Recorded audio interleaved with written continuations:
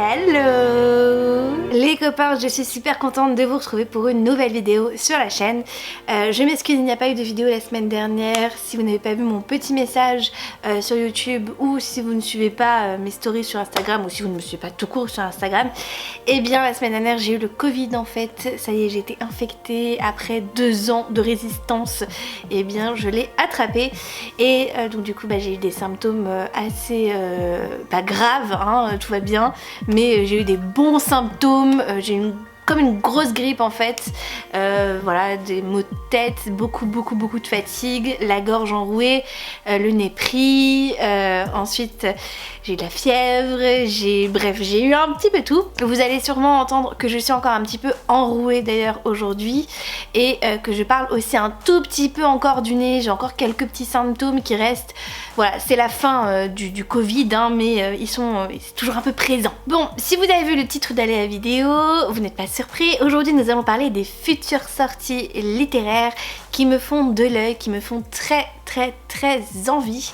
La majorité des parutions que j'ai trouvées proviennent de Booknode, donc c'est de là que j'ai vu voilà, beaucoup de sorties. Moi je me suis arrêtée à juillet parce que je pense que j'en ai quasiment 40 si je dis pas de bêtises. Je vais pas pouvoir bien évidemment vous faire des résumés sur toutes ces sorties qui me font de l'œil.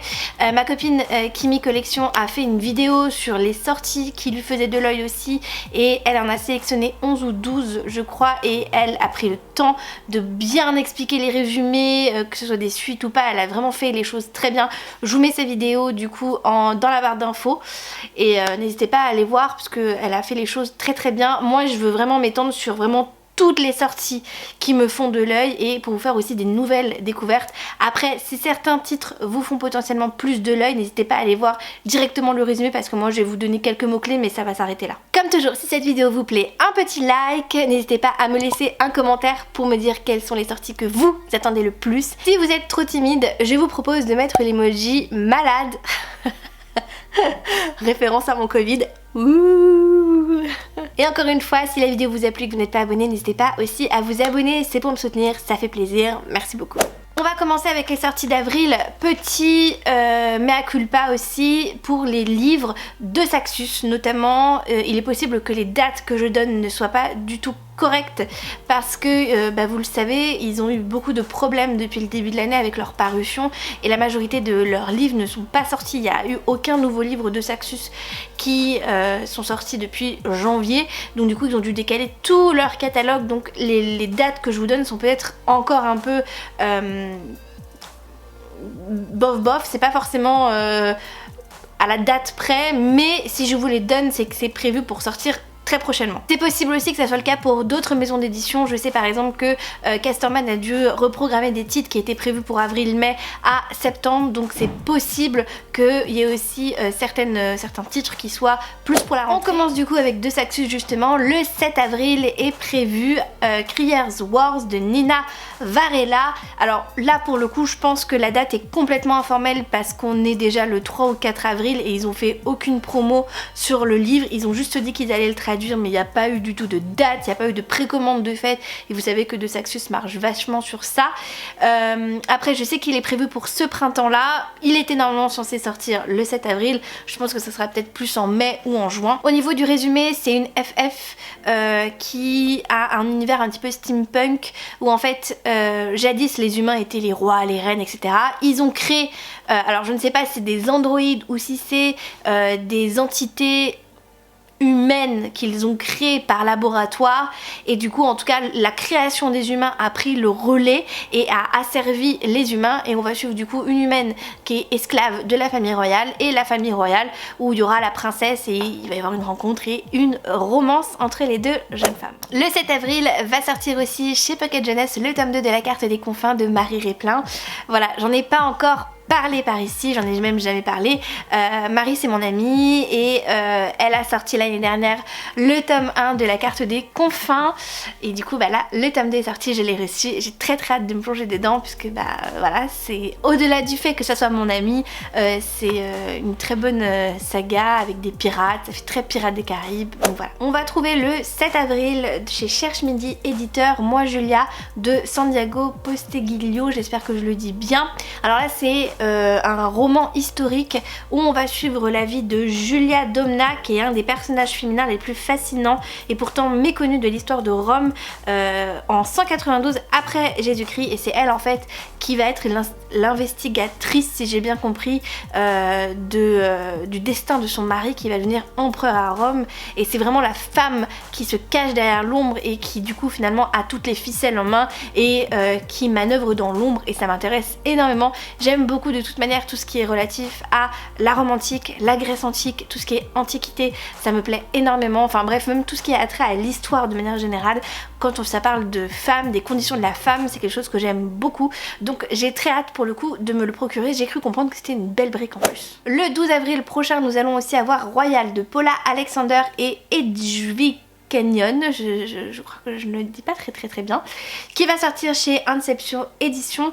Là ça va être un roman revisité d'histoire, c'est à dire qu'on va être je crois en 2030 ou 2050, je sais plus trop, mais en tout cas c'est comme si la monarchie n'avait jamais été abolie et même assez tyrannique, et on va suivre du coup à l'heure actuelle comment ça serait pour nous si la royauté existait toujours et que ça serait vraiment comme avant et qu'il n'y aurait jamais eu d'évolution. Et on va suivre deux personnages donc aux antipodes, il y en a un qui fait partie de l'aristocratie et une qui fait partie du tiers-état. Voilà, c'est une romance un petit peu d'amour impossible. Ça peut être très intéressant, moi c'est un titre qui me fait de l'œil parce que j'aime bien les thématiques abordées, donc à voir. Le 14 avril va sortir le tome 4 de Boon Season de Samantha Shannon chez Deux Axus. Là je crois que pour le coup la date est confirmée, elle va d'ailleurs venir en France faire une tournée pour la sortie du tome 4 grand format et la sortie du tome 1 en poche je crois, si j'ai lu, si je dis pas de bêtises. Donc elle fait une tournée et pour le coup j'ai pas du tout lu encore cette saga, je vais quand même me procurer le tome 4 parce que je fais la collection des Deux Axus en édition relié, donc je vais l'acheter. En plus j'ai très envie de découvrir la saga. Après je prends quand même mon temps parce que c'est une saga qui est en cours, je crois qu'il y a 6 ou 7 tomes et là bah il n'y a que le tome 4 qui est sorti, le tome 5 est en cours d'écriture, donc ça va être encore un petit peu de temps. Le 14 avril chez Pocket Jeunesse va sortir Un si joli désastre de Sophie Gonzalez. C'est une romance MM chez Pocket Jeunesse. Moi elle me fait très envie parce que le résumé me plaît beaucoup. Bon la couverture je suis pas forcément très fan, mais je trouve que le résumé est très accrocheur. En fait c'est l'histoire de deux adolescents garçons qui vont se rencontrer le temps d'un été et vont se mettre en couple, et puis c'était censé être une amourette d'été, sauf que un des deux garçons va déménager et va s'installer dans une région où le deuxième y est en fait, et il va rejoindre le lycée de son petit copain d'été. Donc autant lui il s'en fout parce qu'il est out, sauf que son petit copain lui n'était pas out et personne ne sait qu'il est homosexuel, donc du coup ça va être une relation je pense très particulière, peut-être un petit peu touchante, mais en tout cas j'ai vraiment très hâte de le lire celui-là. Le 14 avril va sortir le tome 3 des Chroniques Homérides de Alison Germain. Lily Bookin, hein, si vous ne connaissez pas, c'est une booktubeuse très connue. Moi je suivais ses vidéos il y a un bon moment maintenant. Je regrette d'ailleurs toute cette période là parce que j'adorais ces vidéos, dès qu'elle en sortait je me jetais dessus. Alors j'ai le tome 1 dans ma pile à lire, j'ai le tome 2 dans la pile à lire et du coup la fin de sa trilogie va sortir. J'ai vraiment très envie de le découvrir. Moi j'attendais que le tome 3 sorte pour éventuellement les enchaîner ou en lire un tous les mois, donc maintenant que le tome 3 va sortir ça va être quelque chose que je vais pouvoir faire. Pareil là je crois que la date a été confirmée par Deux Axus. Le 28 avril va sortir le tome 2 de Season, donc c'est les saisons du chaos si je dis pas de bêtises le titre du tome 2 de El Cosimano. Moi j'ai lu le tome 1 en début d'année, c'était une lecture ma foi, je vous en avais parlé donc je vous remets mon update lecture là ou là, c'était une lecture ma foi sympathique, pour le coup voilà, c'était sympathique, ça valait un 3 sur 5, j'ai passé un très bon moment, je ne comprends pas pourquoi il y a un tome 2 qui sort, je ne sais pas d'où ça sort d'ailleurs, pourquoi pas, dans tous les cas je demande à voir, donc je l'achèterai et je le lirai pour me faire mon avis. Alors là pour le coup je pense que ça ne va pas sortir à cette date là, et De Saxus n'a fait aucune annonce par rapport à ce titre. Mais bon, je l'ai trouvé sur Booknote, donc peut-être qu'il sortira, peut-être en juin ou en juillet, je ne sais pas trop, donc je vous en parle si vous ne savez pas que ça a sorti en France. Le 28 avril était censé sortir normalement Kingdom of the Wicked de Kevri Manuscalo chez De Saxus. Alors c'est un titre moi qui me fait très envie parce qu'on va suivre deux sœurs qui sont jumelles, enfin en fait c'est l'histoire de deux sœurs jumelles et il y en a une qui va mourir. Les deux étaient des sorcières mais cachées, en fait elles vivaient parmi les humains et une des deux va se faire tuer et du coup la sœur jumelle restant en vie, celle qui a survécu, va tout faire pour se venger du meurtrier de sa sœur. Elle va du coup avoir recours à la magie noire et en faisant recours à la magie noire elle va convoquer un prince des enfers qui est une chose interdite et normalement sa mère lui avait, depuis qu'elles sont petites, lui raconte des histoires sur la magie noire, sur les contes, etc. Et du coup elle va rencontrer un des fameux et mythique prince des enfers. Je crois, si je dis pas de bêtises, qu'il y a même une histoire de mafia parce que ça se passe en Italie. Donc moi ça me fait très envie et j'ai très hâte de voir quand est-ce que De Saxus va le traduire. Le 3 mai chez Plume Blanche, il va sortir le tome 2 de Alunia de Tiff. Alors pour le coup le tome 1, je ne sais même pas de quoi ça parle, je ne l'ai même pas dans ma pile à lire. Moi Tiff c'est quelqu'un que je suis depuis très très longtemps parce qu'à l'époque elle avait un Skyblog où elle écrivait son histoire sur les pirates. Je sais plus comment s'appelle ce livre, d'ailleurs j'ai très hâte qu'un jour il sorte ce livre là. J'avais lu en fait j'avais lu jusqu'à ce qu'elle arrête de publier toute l'histoire de son livre et j'avais appris qu'elle écrivait d'autres livres et qu'elle avait fini même à l'époque quand je vous en parle l'histoire de Alunia.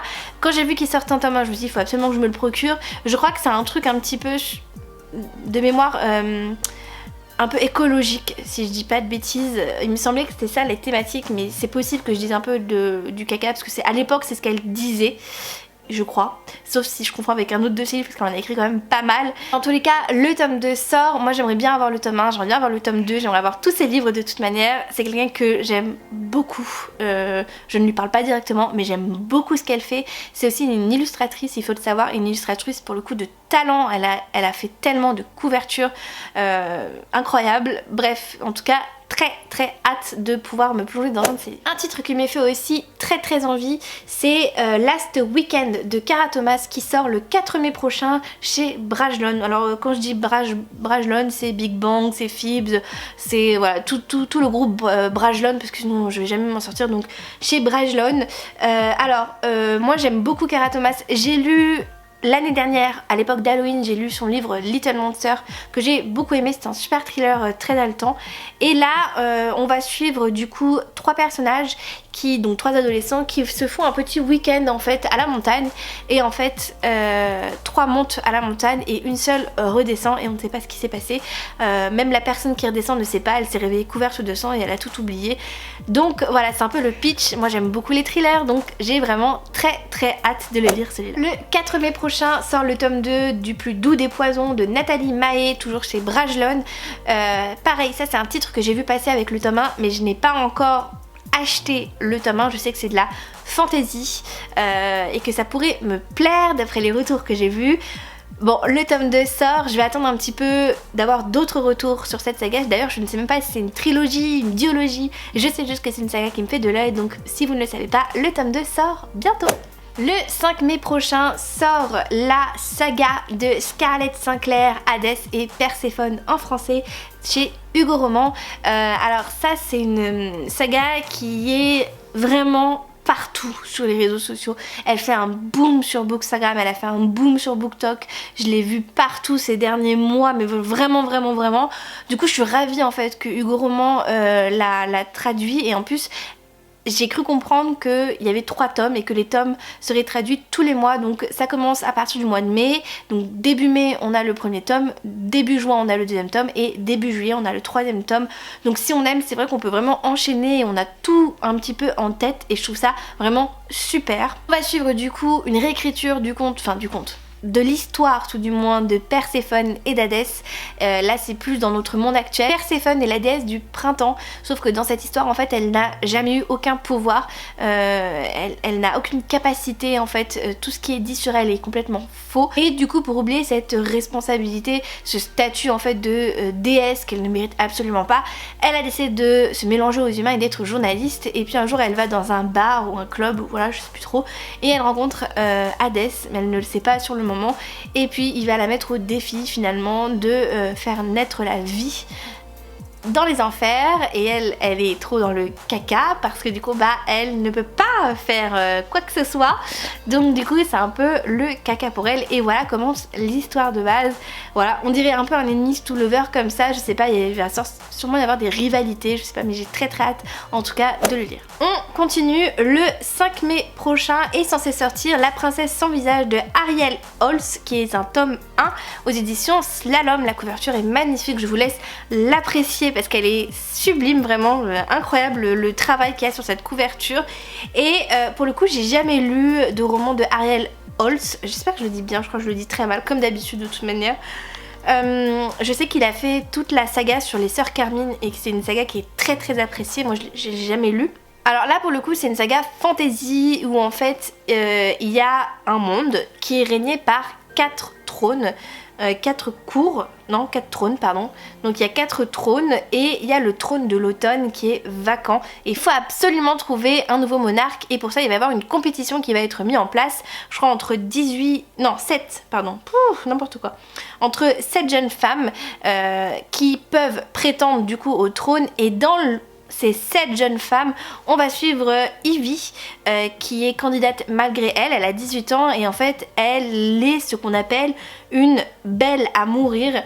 C'est-à-dire qu'en fait jamais personne n'a vu son visage, parce que si jamais quelqu'un voit son visage, et ben en fait il est pris d'une folie meurtrière ou de suicide. Donc du coup bah elle cache son visage et du coup bah elle va devoir mener sa barque dans cette compétition. Chez Pocket Jeunesse aussi, le 5 mai prochain va sortir Amande de Won Pyong-Chon. C'est difficile à dire. Alors, ce livre-là, c'est un livre contemporain où on va suivre en fait un jeune homme qui n'a pas d'émotion. Son amygdale cérébrale, qu'il appelle son amande dans son cerveau, ne fonctionne pas en fait, et c'est ce qui permet d'avoir des émotions et de pouvoir interagir avec les autres. Donc du coup il se sent très décalé par rapport à la société, et du coup pour pas être décalé en fait très jeune il a appris à se conduire comme tout le monde, c'est à dire que bah il rigole comme tout le monde rigole, il dit bonjour, il dit s'il te plaît, il interagit exactement comme tout le monde mais il ressent absolument rien.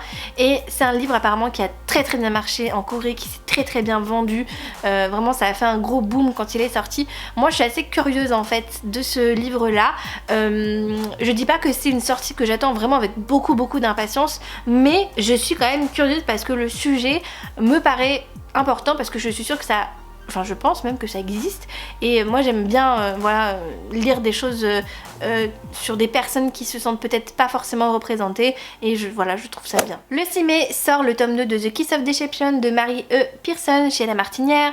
Je n'ai toujours pas lu le tome 1, le tome 1 est dans ma pile à lire, il est sorti l'année dernière, mais je vais encore un petit peu attendre.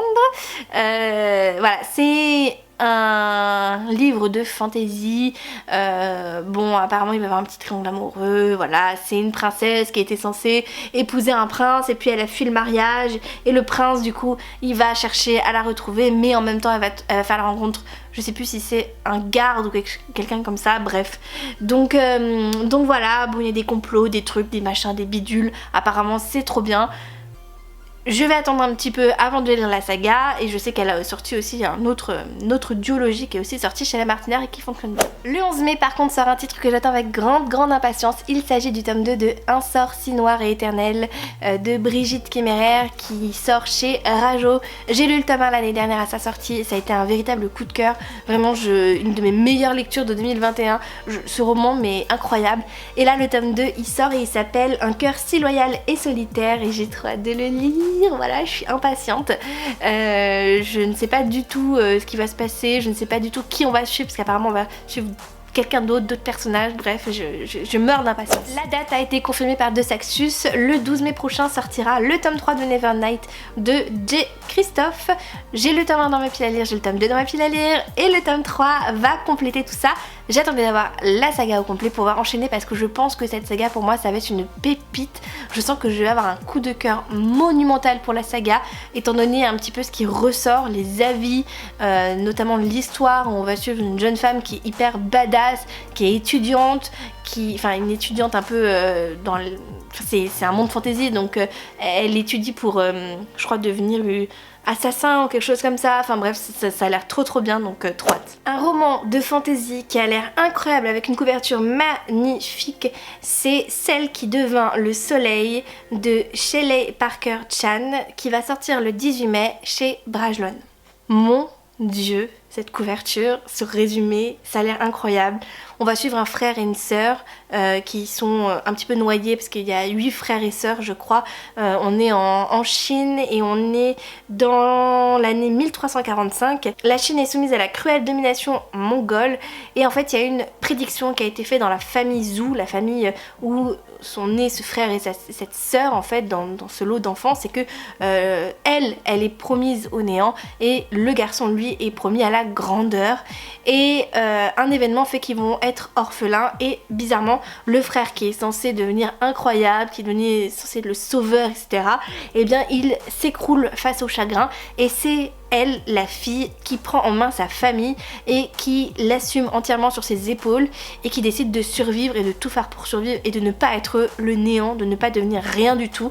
Et elle va endosser en fait le rôle de son frère et elle va même prendre son identité pour rejoindre un monastère et se former et du coup pour devenir celle qu'elle n'était pas censée devenir. Et ça a l'air super génialissime. Bon, ça je pense que c'est un peu mort à mon avis pour le mois de mai, mais il était censé sortir chez De Saxus The Gilded Ones, le tome 1 de Namina Forna. Alors lui, j'ai tellement hâte de le lire, mais si vous saviez, il a l'air génialissime.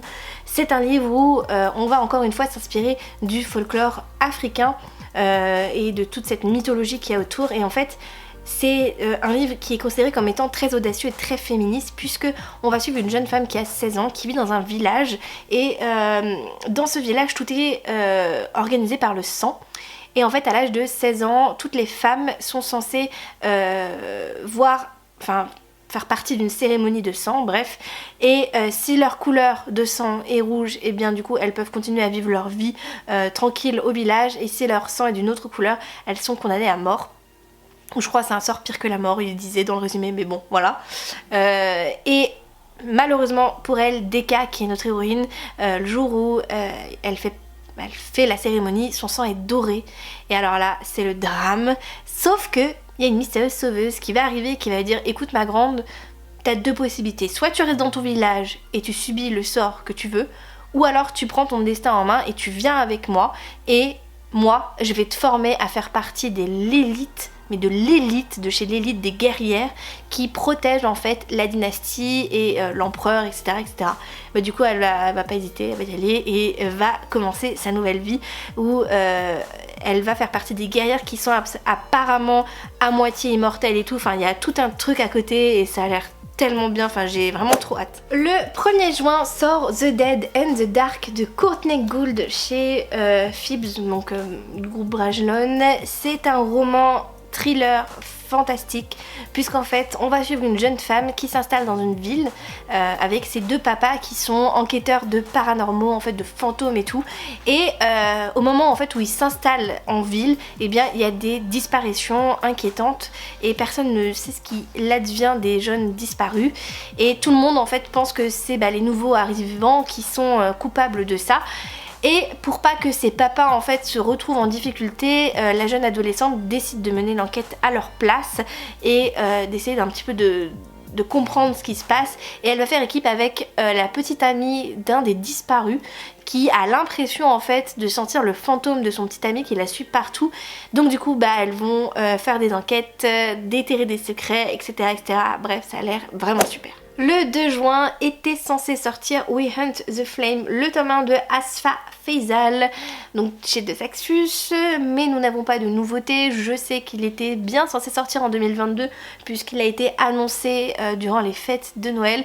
La date était censée être en juin, mais je pense que c'est malheureusement décalé, donc peut-être que ça sera plus pour la fin d'année.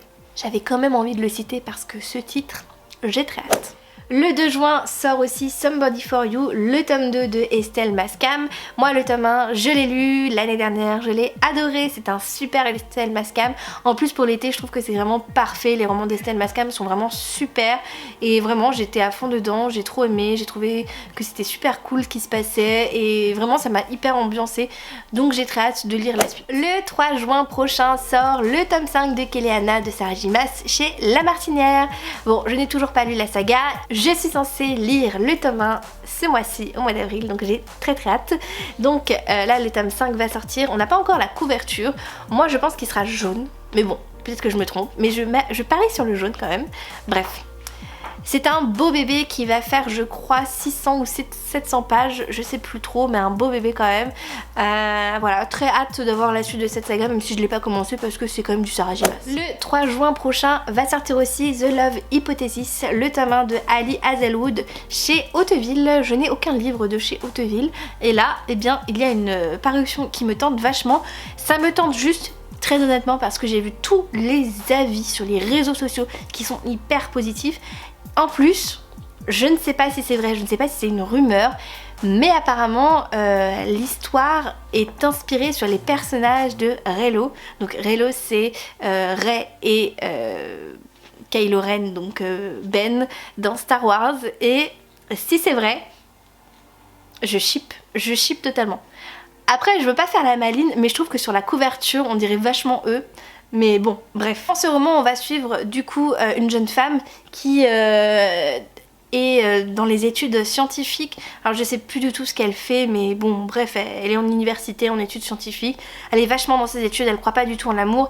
Elle fait partie de ces personnes en fait qui ne croient pas sans preuve scientifique. Sauf que sa meilleure amie, Anne, elle est vachement à fond en train de l'harceler en mode ouais mais t'es pas heureuse en amour, c'est triste, nanani nana et tout.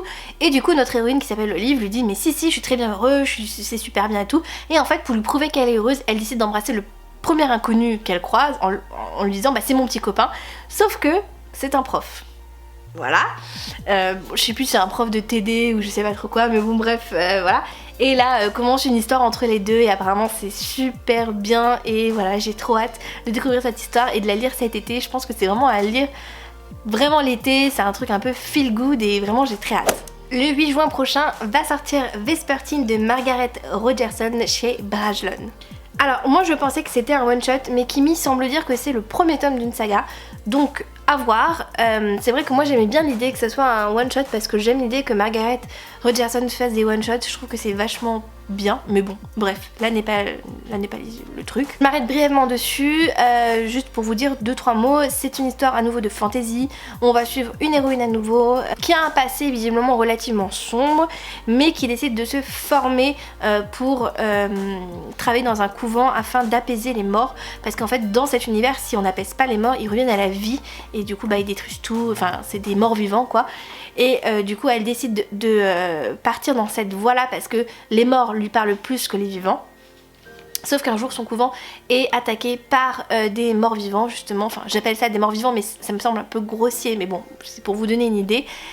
Et elle décide, elle, de réveiller une âme morte afin de se protéger. Et en fait, c'est un soldat redoutable et qui pourrait un peu lui mettre à l'envers, si j'ai bien compris. Donc voilà, c'est le seul qui peut la sauver, mais c'est aussi le seul qui peut la mettre à l'envers. Donc c'est un peu compliqué. Le 9 juin prochain sort chez Stardust Girl Serpent Thorn de Melissa Bachondost.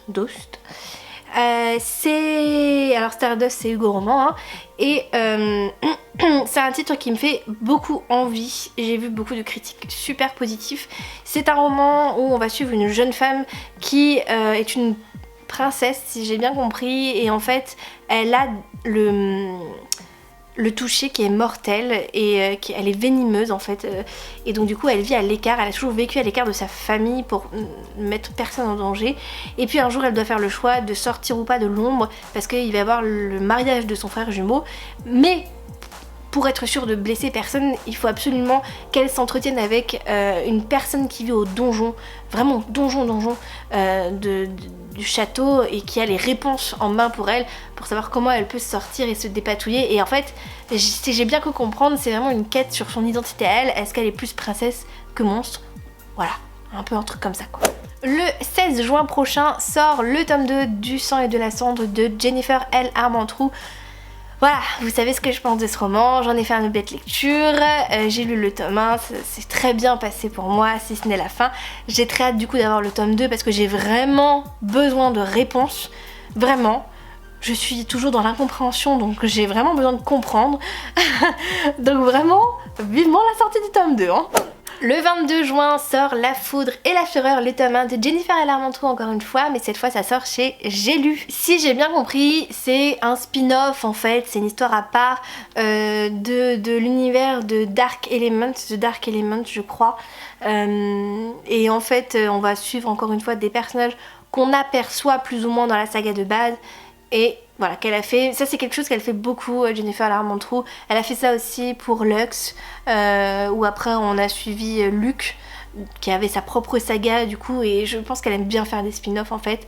Voilà, donc moi j'ai pas lu cette saga principale, mais c'est du Jennifer L. Armentrout, donc du coup... Dans tous les cas, je lirai un jour ou l'autre cette saga, puisque voilà, je veux lire tous les Jennifer L. Armentrout. On s'accroche, on passe au mois de juillet avec le titre Résistance de Samira Ahmed qui sort chez Brajlon Big Bang. Donc ça sort le 6 juillet.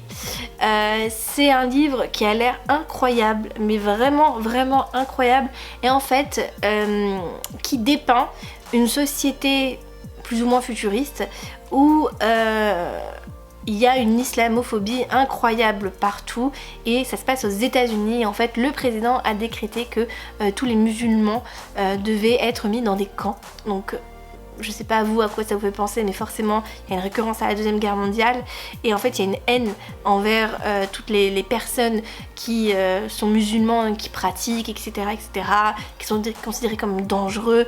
Et du coup notre héroïne en fait elle est envoyée dans un camp avec sa famille, et elle va devoir essayer de survivre parce que il n'y a pas forcément que ce qui se passe dans le camp, il y a aussi ce qui se passe à l'extérieur, il y a aussi les gardiens, bref, c'est apparemment un roman très dur. Moi il me fait envie parce que j'aime avoir ce genre de roman qui déconstruit, qui dénonce, c'est hyper important, c'est hyper intéressant, donc j'ai vraiment très hâte que ce roman sorte. Le 7 juillet sort le tome 2 des Ailes d'ombre de Cass Morgan et Daniel Page chez Collection R. J'ai le tome 1 dans ma pile à lire, et maintenant eh bien le tome 2 sort, donc voilà, moi le tome 1 je l'ai eu pour Noël et je voulais le lire pour l'automne prochain, mais du coup si ça me plaît, bah, j'achèterai le tome 2, voilà, super. Bonsoir, c'est moi avec mon ordinateur, on filme avec une qualité un peu pourrie, mais j'étais en train de faire le montage et je me suis rendu compte en fait que j'avais complètement oublié de vous parler du tome 2 de L'Or Olympus que je vous mets ici, qui sort le 7 juillet 2022. Voilà, donc un titre que j'attends avec grande impatience. Le tome 1, donc c'est un roman graphique qui est une réécriture de l'histoire, encore une fois, de Hadès et Perséphone. C'est vraiment une histoire très à la mode. Donc voilà, c'est une très bonne lecture. J'ai beaucoup aimé le tome 1, que je connaissais parce que je l'ai lu en fait sur comment ça s'appelle, pas Dailytoon, sur Webtoon à l'époque en fait, et je l'ai relu en format papier avec le tome 1.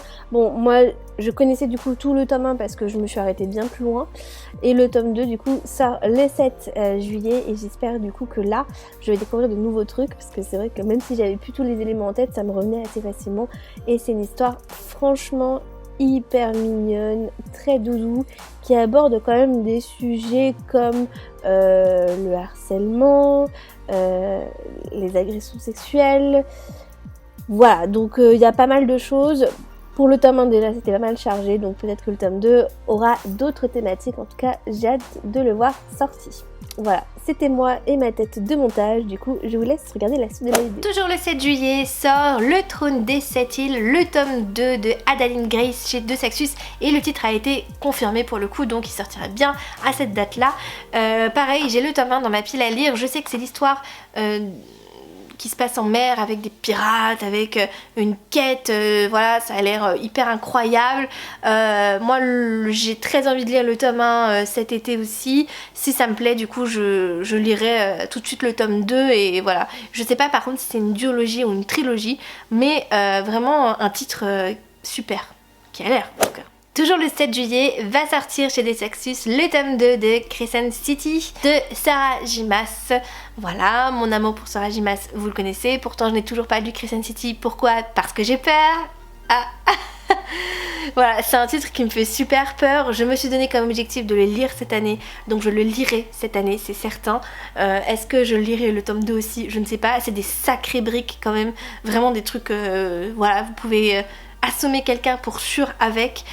Mais voilà, j'ai tellement envie de découvrir cette saga parce que apparemment il se passe plein de choses et c'est super et il n'y a que des coups de cœur, donc ouais, ça me fait très envie. D'ailleurs j'ai hâte d'acheter le hardback parce que waouh, le hardback du tome 1 il est incroyable. Et dernier titre de juillet, c'est le tome 2 de Serpent and Dove de Shelby Mayurin qui va sortir chez De Saxus le 13 juillet. Il me semble que ça a été confirmé au niveau de ce titre là. J'ai lu le tome 1, donc c'est une romance entre un chasseur de sorcières et une sorcière justement. Bon, elle sait que c'est un chasseur, lui ne sait pas que c'est une sorcière. Voilà, ils vont devoir faire avec, ils vont devoir se côtoyer et puis bien évidemment au bout d'un moment il apprend la vérité et c'est le drame. Mais voilà, c'était une lecture très sympa, je l'ai lu l'automne dernier. Après pareil, la fin, moi je comprends pas ces fins là en ce moment, donc il me faut le tome 2, voilà tout simplement, il me faut le tome 2 pour comprendre la fin que j'ai pas compris, donc c'est la fin de cette vidéo. Donc vous voyez, j'ai eu beaucoup de titres. Je pense que j'en referai une dans l'année, mais cette fois avec les sorties qui vous tentent. Vous, j'avais déjà fait cette édition et ça vous avait beaucoup plu de participer à ma vidéo, donc je pense que je le referai pour plutôt la fin d'année avec la rentrée littéraire en septembre. Après il faut savoir que tous les titres là que j'ai énoncés, il y en aura forcément d'autres qui vont se rajouter parce que les maisons d'édition n'ont pas encore fait leur communication jusqu'en juillet, hein. C'est quand même, voilà, ça va quand même loin, donc il n'y a pas tous les titres sur Booknote bien évidemment, donc forcément il va s'en rajouter, mais j'ai voulu faire un gros quand même pour potentiellement que vous puissiez rajouter des titres que vous ne connaissiez pas, vous ne saviez pas que ça allait sortir. Voilà, c'est surtout pour faire des découvertes que j'ai fait cette vidéo.